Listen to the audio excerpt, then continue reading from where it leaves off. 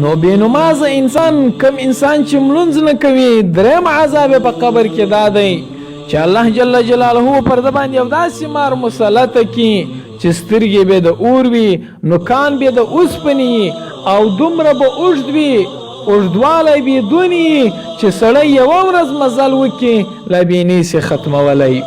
نو دغه مار به ده ته وایي د ده سره به خبرې کوي چې زه رب پر تا باندې مسلطه کړی یم د سهار د ملانځه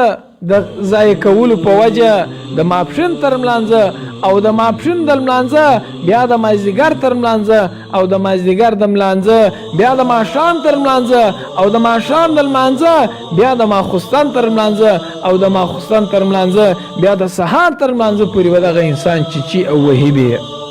خو چې یو انسان ووهئ وی چیچئ ویش کوئ او بیا ګزه به دی په مځکه ننوځي